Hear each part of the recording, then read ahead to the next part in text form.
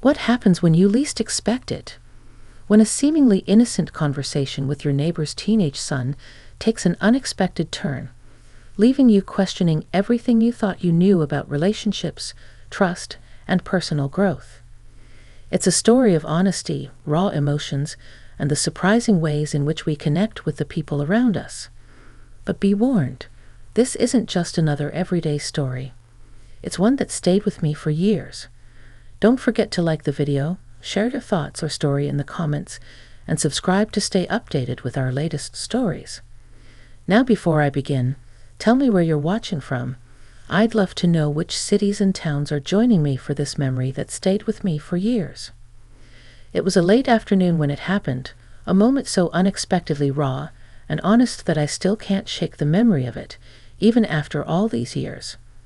I was just about to settle into my usual quiet routine, an easy chair, a book, and the soft hum of the house around me, when I heard a knock on my door. At first, I'd assumed it was one of the usual solicitors or perhaps a package delivery.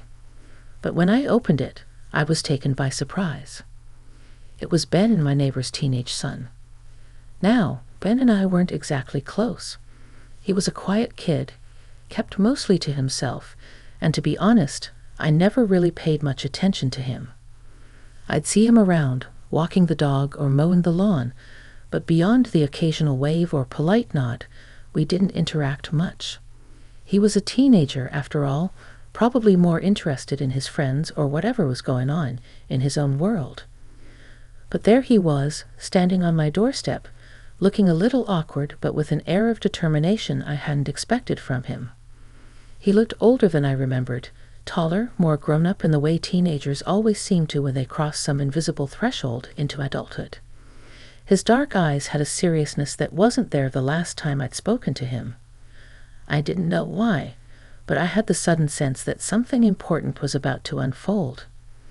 "Hi, Mrs. Carter," he said, a little hesitantly. "Can I talk to you for a minute?" I blinked, caught off guard. Ben was never one to seek out company, especially not mine. I took a step back, motioning for him to come in. "Sure, Ben, come in. What's on your mind?" He hesitated for a moment, then stepped inside. We moved to the kitchen, where I offered him a seat at the table. I hadn't planned on having company, but the air between us felt charged in a way I couldn't explain. There was something different about him today, something unspoken, and I could tell it wasn't just the usual teenage awkwardness. "You know, I don't really talk to a lot of people about this," he began, his voice uncharacteristically shaky, "but I've been thinking about it for a while now, and I really need to say something. I trust you. You're always so calm, so put together. You don't judge people." I was taken aback by his words. Ben wasn't the kind of person who would open up easily, and yet here he was, saying these things to me as though they were more than just casual observations. I had no idea where this was going, but I nodded, trying to put him at ease. "You can say whatever's on your mind, Ben. I promise, no judgment." He seemed to appreciate my reassurance and took a deep breath before continuing. "It's about my dad," he said, his voice a little tighter now. I don't know how to deal with him anymore. He's been so distant lately, and I just feel like I'm invisible to him. He's always working, or out with his friends, or doing whatever he does, and I'm just here. I don't know how to talk to him. And when I try, he just brushes me off like I'm some kind of kid who doesn't understand. I sat quietly, absorbing his words. Ben's dad, Steve, was a good guy. At least I thought he was. He was a hard worker, always busy, but I'd always assumed that was just part of the routine for someone his age. I never imagined there was any kind of tension between him and his son. But looking at Ben now, I saw something I hadn't noticed before, a kind of loneliness in his eyes that made my heart ache for him. "Ben, I don't know what's going on between you and your dad," I said carefully, "but I can tell that whatever it is, it's hurting you. And I think you need to tell him how you feel. You deserve to be heard." He looked at me, a mix of hope and doubt flickering across his face. But what if he doesn't care? What if he's just too caught up in his own stuff to even notice?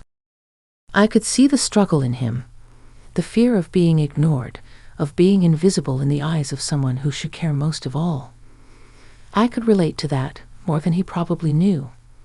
I'd had my own struggles with feeling overlooked, feeling like the world was moving on without me. But that's a feeling for another time, I suppose. Ben, I said softly, sometimes people don't realize how much they're hurting us. But that doesn't mean it's not real. And it doesn't mean you don't have the right to ask for their attention, for their time. You deserve that. He seemed to absorb my words, nodding slowly. But even as he nodded, I could tell he wasn't fully convinced. I wanted to tell him everything would be okay, that his dad would come around and everything would work out. But I knew better than to make promises like that. Life wasn't always that simple. People, especially the ones we love, don't always show up in the ways we want them to. I just don't know how to get him to see me, he said, his voice small now, barely above a whisper. I leaned forward, meeting his eyes. Ben, sometimes you have to be the one to step forward. It might not be easy, but if you don't say anything, he'll never know how much this is affecting you. We sat there in silence for a few moments, both of us thinking. The quiet of the house settled around us like a heavy blanket.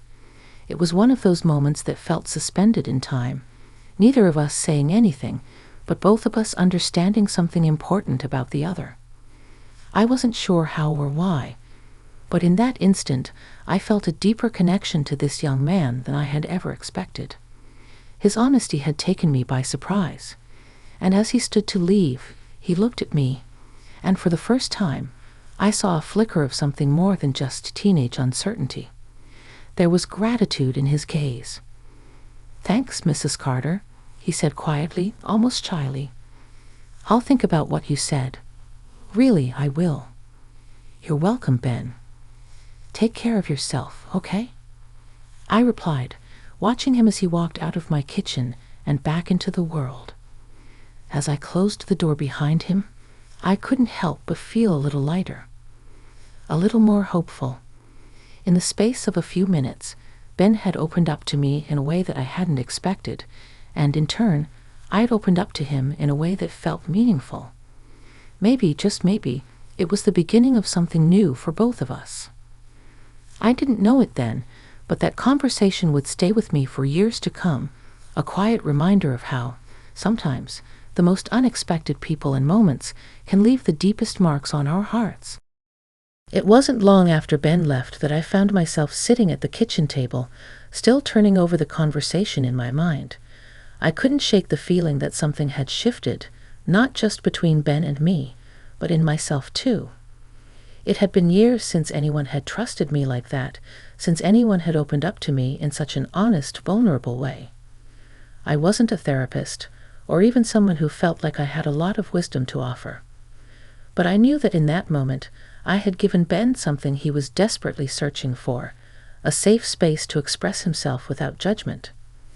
Later that evening, I found myself replaying his words over and over, thinking about how difficult it must be for a young man to navigate a relationship with his father when there's so much distance, both emotional and physical. Ben had mentioned that his father, Steve, had become more distant over the past year, but I hadn't realized how deeply it had affected him. I'd always seen Steve as a strong, reliable figure, someone who worked hard and took care of his family. But maybe I'd been wrong. Maybe Steve was struggling in ways I couldn't understand, and Ben, as much as he might have wanted to, wasn't in a place where he could talk about it. The more I thought about it, the more I realized that the real story here wasn't just about Ben's relationship with his father. It was about the way we all navigate our personal connections with the people around us, how we sometimes assume others are fine, when the truth is they're dealing with things we can't see. I wasn't sure if I should say anything to Steve about the conversation Ben and I had. Part of me felt like it wasn't my place to interfere, but another part of me knew that if I didn't speak up, I'd be complicit in letting things stay the way they were. If I could help bridge that gap, even just a little, Then I needed to do something. The next few days were quiet. Ben didn't come over again, though I caught glimpses of him around the yard, lost in thought, always with a slight, distant air about him. I couldn't help but wonder what he was thinking. What was going through his mind now that he'd opened up to someone? Did he feel better? Or had it only made things harder for him?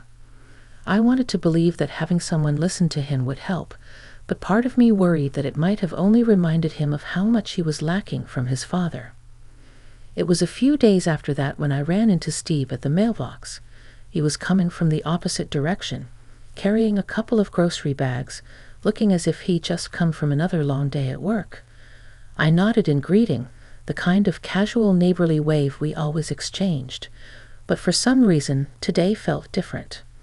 Maybe it was because of the conversation I'd had with Ben, or maybe it was because of the quiet tension that had settled between the two of us, but I felt the urge to say something. "Hey, Steve," I called as he neared. "How have you been?"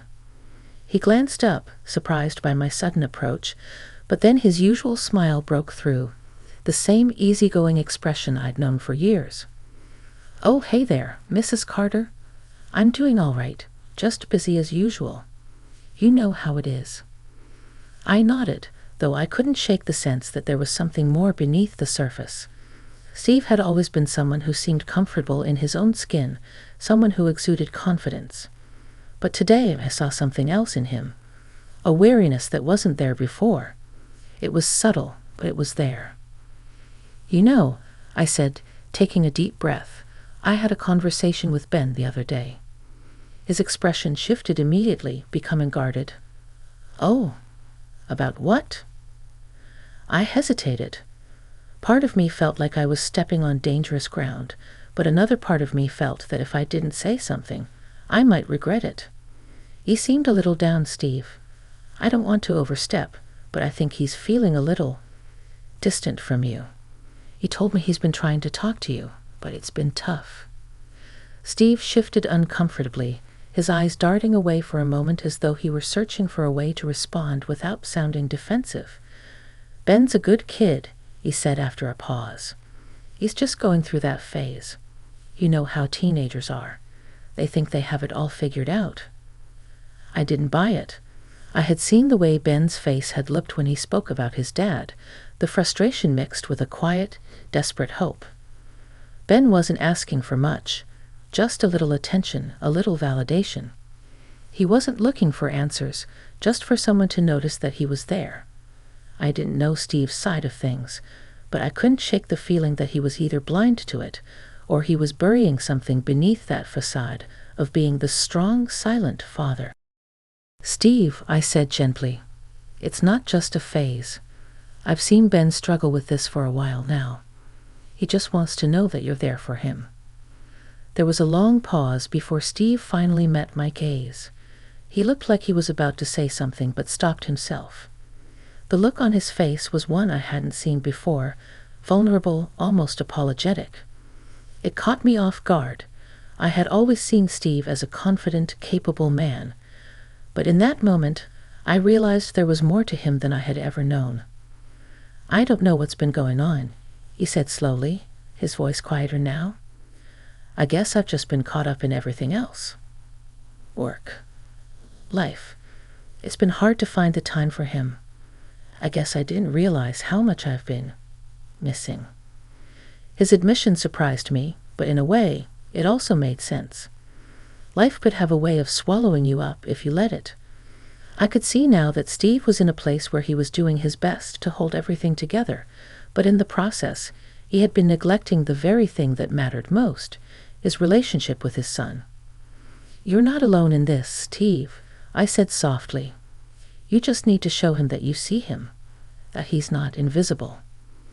He nodded, his jaw tightening as though he were struggling with the weight of my words. Then, after a beat, he sighed. "I'll talk to him. I promise."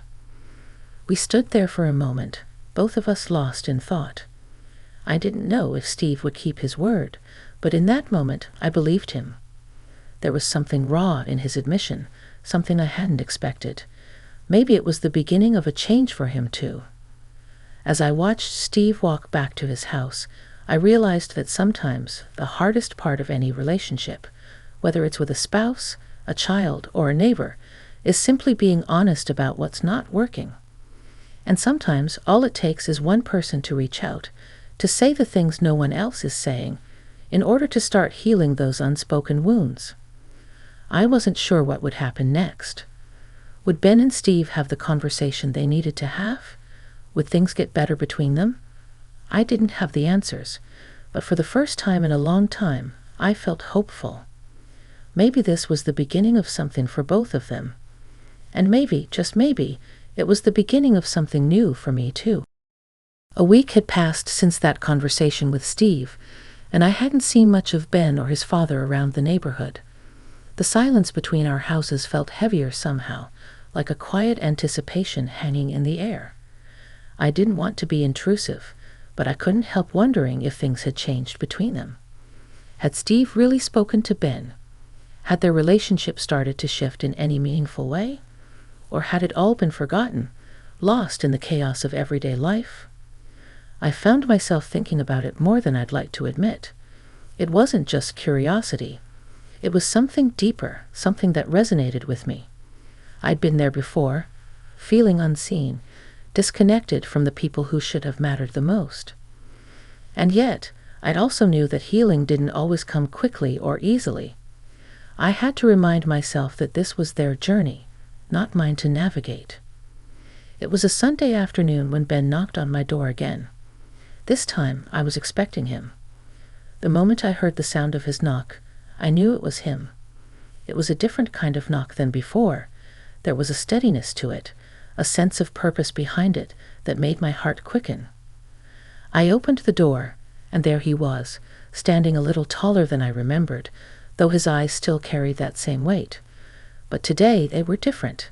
There was something softer about them, a hint of vulnerability mixed with a quiet sense of relief. "Hi, Mrs. Carter," he said, his voice more confident this time. "Can I talk to you for a minute?" "Of course, Ben." "Come on in," I replied, stepping aside to let him through. We settled at the kitchen table again. I noticed that he didn't hesitate this time. He seemed to know exactly what he wanted to say. There was a calmness about him that made me feel like we were on the brink of something important. "I wanted to thank you," he said after a long pause, his eyes meeting mine with a sincerity that made my chest tighten, "for talking to me the other day. It really helped." I wasn't sure how to respond at first. I hadn't expected him to open up like this, to show such gratitude for something that felt so small to me. But I knew it was a big deal for him. "You're welcome, Ben," I said softly, my voice steady. "But it was you who did the hard part. You took the first step, and that's not easy." He nodded, his fingers tapping lightly on the table, as though weighing his next words carefully. "I've been thinking a lot about what you said, about how I need to talk to my dad. I wasn't sure if it would make a difference, but I did it. I told him how I've been feeling." My heart skipped a beat. My gut told me that this wasn't just another half-hearted attempt. There was something about the way he said it, like a burden had been lifted, if only a little. "What happened?" I asked, my voice quieter now, as if I didn't want to interrupt the delicate moment between us. Ben took a deep breath, leaning back slightly in his chair. "It was hard, but I think it went better than I expected. I told him that I felt like I didn't matter to him anymore, that I needed him to be there for me, to notice me." He paused, looking down at his hands before continuing, "And, I don't know, Mrs. Carter. For the first time in a long time, it felt like he was really listening, like he actually heard me." I felt a rush of warmth in my chest, a swell of pride for this young man who had managed to find the courage to say the words that so many people, myself included, are too afraid to speak. The words that are often left unsaid, buried deep, festering into something worse. Ben had given his father an opportunity to truly see him, to understand the hurt he had been carrying. And somehow, That small act of vulnerability had opened a door. "That's incredible, Ben," I said, my voice thick with emotion. "I'm really proud of you. I know it couldn't have been easy to say those things, especially to your dad." He smiled faintly, a little shy now, as though the weight of his confession had caught up with him. "It wasn't easy, but it felt right, and I think it helped. I mean, he didn't exactly know how to respond at first, but he promised he'd try to do better. He told me he was sorry. I don't know if that fixes everything, but it's a start." I could hear the hope in his voice, even if it was tempered with caution, and I understood that. Hope was fragile, easily dashed, but the fact that he had said it out loud, had taken that step toward opening a difficult conversation, it was a victory, no matter what came next. "Sometimes, Ben, that's all we can ask for," I said, leaning forward, my hands folded on the table. "That they try, that they're willing to see us, to acknowledge our pain. It's not always a perfect fix, but it's something. And sometimes that's enough." He nodded slowly, taking in my words. Then, after a beat, he gave a small, almost reluctant smile. "Yeah, I think I can live with that." I smiled back, feeling a rush of tenderness for him. There was a quiet strength in Ben that I hadn't noticed before, something that wasn't just the typical teenage uncertainty. In that moment, I saw a young man who was learning to advocate for himself, to stand up for his own emotional needs, even if it was scary. I knew, without a doubt, that this moment would shape him for years to come. "I know it's still going to take time," he added, his voice thoughtful now. "I don't expect everything to be perfect right away, but at least we're talking now. At least we're trying." "Exactly," I replied. "That's all we can do. Keep trying." We sat there for a while, both of us lost in our thoughts. The quiet of the house was different now, calmer, more peaceful. And for the first time in a long time, I realized that I wasn't just watching this young man grow up. In some small way, he was also helping me grow. I had spent so much time trying to keep things steady, to avoid the emotional messiness of life. I had told myself that I didn't need anyone to lean on, that I could do everything on my own. But here I was, sitting with a teenage boy, listening to him talk about vulnerability and honesty in a way that felt more mature than anything I had ever learned in my own life. His bravery had opened something in me too, something I hadn't known I needed to face. "Thank you, Mrs. Carter," Ben said again, breaking the silence, his voice sincere. "I don't know what I would have done without you, really." I shook my head, smiling warmly at him. "You would have figured it out, Ben. You're stronger than you think." He stood up, glancing at me with a sense of gratitude that I knew would stay with me long after he was gone. "Well, I better get back home. My dad's probably wondering what I'm up to." "Take care of yourself, Ben," I said, following him to the door. "And remember, you're not alone in this. You've got people who care about you." He smiled again, this time with a confidence that hadn't been there before.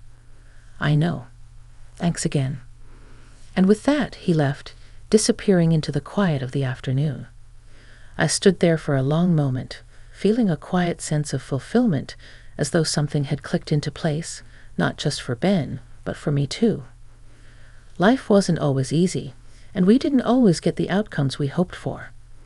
But sometimes, just sometimes, things had a way of working out when we least expected them. And maybe that was enough to hold on to. The days that followed Ben's visit were a strange kind of quiet. It wasn't the typical peaceful silence I was used to.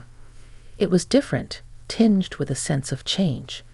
Even though nothing had drastically shifted, there was something in the air, something that felt like a new chapter was beginning. I couldn't help but notice the little things. The way Steve seemed to be home more often, the way Ben walked with a little more confidence, his posture straighter as if the weight that had been on his shoulders had lightened, even just a little. It was a few weeks after that afternoon when I saw Ben and Steve walking together down the street one evening.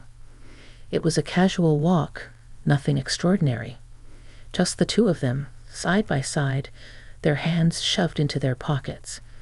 But for some reason it struck me. There was no tension between them, no awkwardness in their stride. They weren't talking loudly, but their presence was comfortable, like they had found something important, a quiet understanding that hadn't been there before.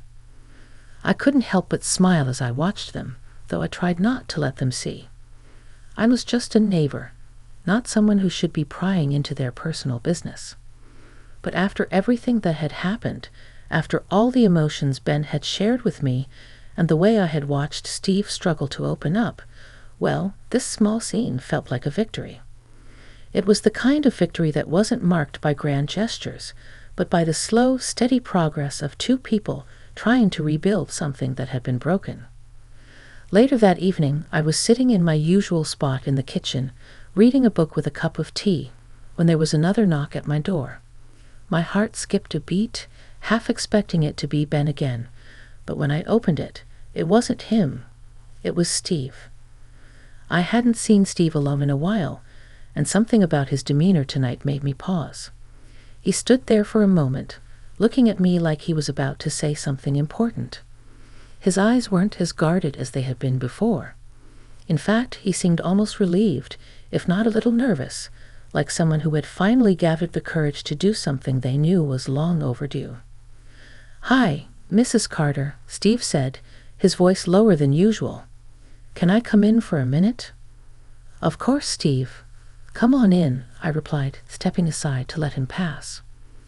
I didn't know what to expect, but something in the way he held himself made me realize that whatever he had to say was probably going to be significant. We sat down at the kitchen table, the same spot where I had spoken to Ben so many times. I could feel the weight of the moment hanging between us. I didn't want to push him, but I could tell there was something he needed to get off his chest. "I wanted to thank you," Steve said after a moment of silence, his eyes meeting mine with a kind of raw sincerity. "For what you did for Ben. I know it wasn't easy for him to talk to you, but he did, and it meant more than I think you realize." I nodded, unsure of what to say at first. I hadn't done anything special, not really. I had just listened, but it seemed to have had a far greater impact than I could have imagined. I never realized how much I was missing, you know." Steve continued, his voice almost hesitant. "I was so focused on work, on keeping everything running, that I didn't notice how much Ben needed me. He wasn't just my son. He was a person, with his own thoughts, his own feelings. And I wasn't there for him." His words hit me like a quiet storm.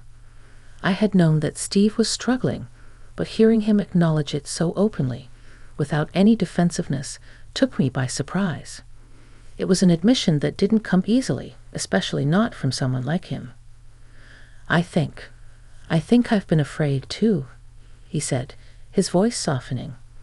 "Afraid of not being good enough, afraid of failing him. I didn't know how to fix things, and so I just stayed away. But I realize now that staying away wasn't helping anyone." I sat back in my chair, taking in his words. There was a vulnerability to Steve now that hadn't been there before. I'd always seen him as a strong, dependable man, but now I saw a different side to him, the side of a father who was doing his best, but had lost his way along the way. I could relate to that feeling. So many of us, especially as we get older, feel like we're constantly trying to juggle everything, like we have to be perfect all the time. But nobody is perfect, not really. And it's okay to admit that. "I think Ben needed to hear that," I said gently. "He needed to hear that you're not perfect, and that you're willing to work on things. Sometimes we just need to know that the people we love are willing to try." Steve's gaze softened, and he gave a slow nod. "Yeah, I think he needed that more than I realized, and I needed it too." There was a long silence between us, the kind of silence that felt comfortable, not awkward. It wasn't the kind of silence you experience when you're avoiding the truth, but the kind that happens when people start to really understand each other. "I'm going to keep trying," Steve said quietly, his hands gripping the edge of the table. "I'm going to keep showing up for Ben. I want to be there for him, the way I should have been all along. You'll get there, I said, offering him a small, encouraging smile. It takes time, but you've already made the first step. He gave a quiet laugh, the tension in his shoulders easing just a little. I don't know how much I'll ever be able to make up for, but I'm going to keep trying. I think that's all anyone can do, I said softly. And sometimes that's enough. Steve stood up to leave, but before he did, he paused and looked at me with a gratitude that was so genuine it almost made me tear up. Thank you, Mrs. Carter, he said quietly. For everything. I don't know how to explain it, but you've helped me more than you realize. I smiled and shook my head. You don't have to thank me, Steve. I'm just glad I could help. He nodded, then turned to leave, but stopped at the door. One more thing, he said, his voice a little rough. I've been thinking about what you said to me, about showing Ben that I see him. And I think I finally understand what you meant. I've been taking him for granted, thinking that because he's a teenager, he doesn't need me the way he used to. But I was wrong. And I think we're going to be okay. I really do. I smiled warmly at him, my heart full of something I couldn't quite put into words. I'm glad, Steve. I really am. As he walked out the door, I felt a strange sense of peace settle over me. This wasn't the end of their story, of course. It was just one step along the way. But it was a big step. And I couldn't help but feel like I'd witnessed something profound, something that went beyond just father and son. It was about all of us in some way. About the things we often overlook, the people we take for granted, and the moments when we finally open our eyes to what really matters. I sat back down at the table, my heart full, the quiet evening wrapping around me like a blanket. It had been an unexpected journey, one that had started with a simple conversation and led to a deeper understanding of the complexities of love, connection, and the willingness to try, even when it seemed too late. In that moment, I realized that the most important thing we can offer each other, whether we're neighbors, parents, or friends, is not always grand gestures, but simple acts of honesty, kindness, and the courage to be vulnerable. And sometimes that's all it takes to change a life. As I sat there, looking out the window at the fading light of the evening, I felt a quiet sense of gratitude. For the unexpected moments, the small victories, and for the reminder that it's never too late to start again.